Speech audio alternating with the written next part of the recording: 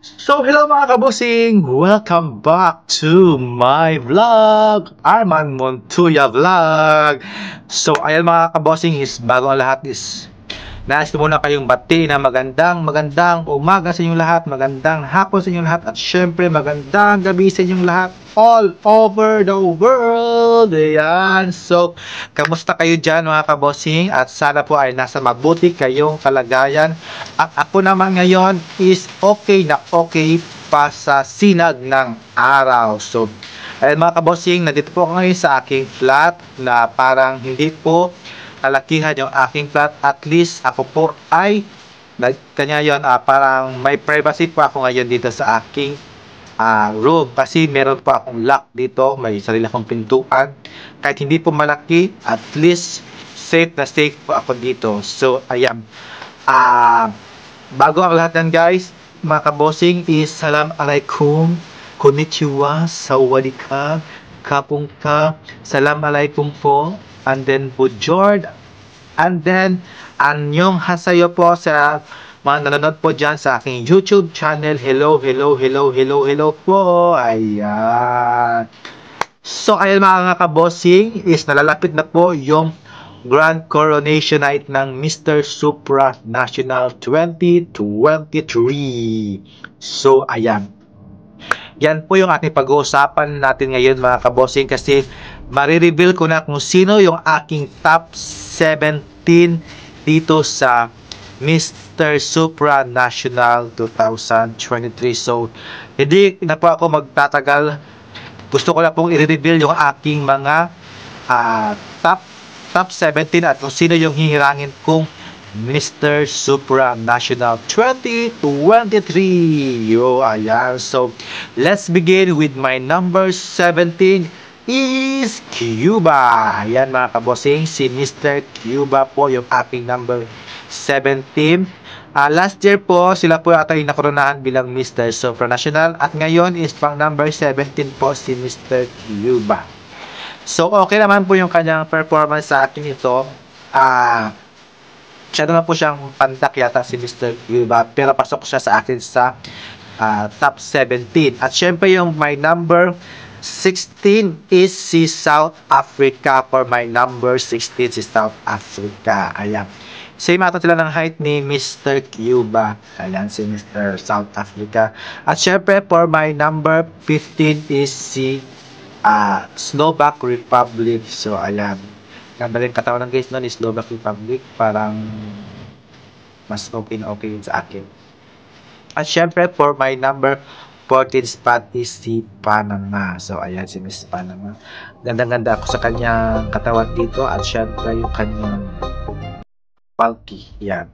At syempre, for my number 13 spot is si Italy. So, ayun guys, si Italy guys. Maganda rin kanyang hugis na kanyang katawan. At syempre, yung kanyang face value is pasok na pasok sa akin.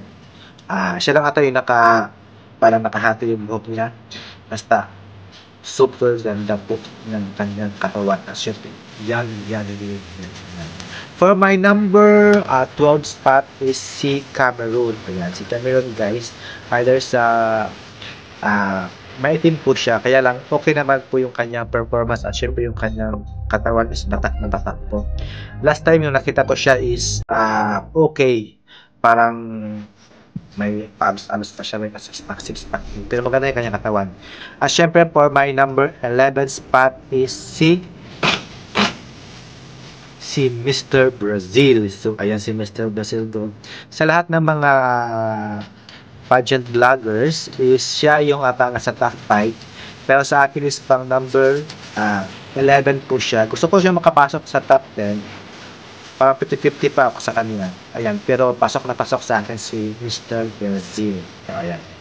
At syempre guys, for my makabusing yung number 10 spot po is si Ecuador. Ayan, si Ecuador guys. Gustong-gusto ko talaga siya guys, si Ecuador ito. Kaya lang kasi marami kasing may mas kwan sa kanya. Kaya lang pinasok kasi lang siya sa top 10. Which is, I like this guy. Kaya lang is, may something lang na may mas deserve sa kanya. Kaya nilagay ko lang siya sa top 10 si Mr. Ecuador. At syempre for my number 9 spot is si Thailand. Yan. Marami dito guys na nagkakagusto mga kabosing yung mga kahit mga Filipino fans gustong-gusto nila dati si Thailand. Pero nung lumama siya ata sa national pageant, iba yung gusto kong manalo, hindi siya. Yung ata yung first runner up yata yun. Yun talaga yung gusto ko. Pero wala tayong magagawa. Siya yung nanalo si Mr. Thailand. At syempre yung pang number 8 ko is si Czech Republic. So ayan si Czech Republic guys. Pasok mga kabosing. Pasok niya sa akin sa top 8 si Czech Republic. Yan lang yung ganito. Diyan yan. Diba? Ayun guys ang patawad niyan. At syempre po my number 7 spot is si Malaysia. Ayan.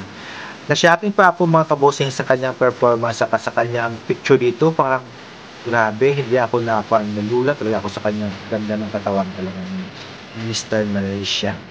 Ayan. At syempre po my number 6 spot is si Netherlands. Ayan si Netherlands pang Europe country. Ayan.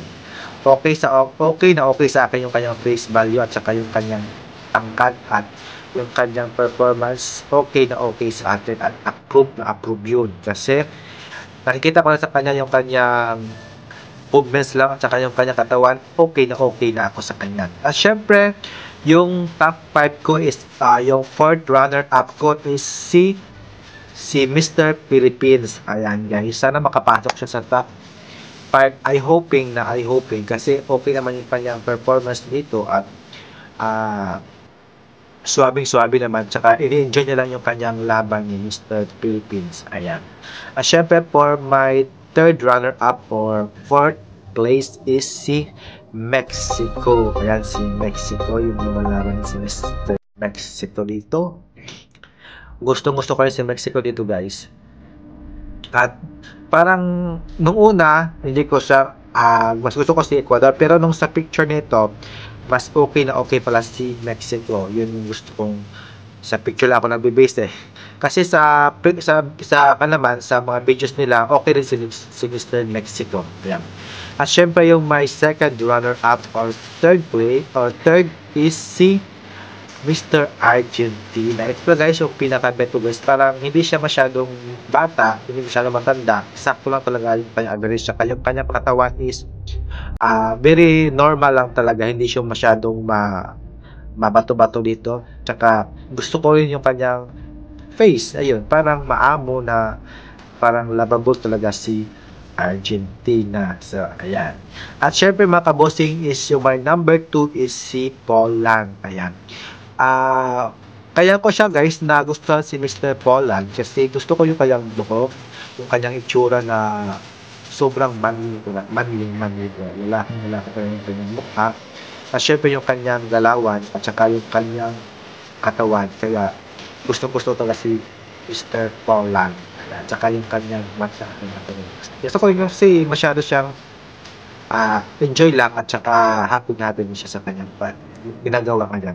At syempre for my number 1 spot is yung winner is si Mr. Spain. Syempre guys yung gusto ko din. At saka si Poland, pero si Spain para kasi siyang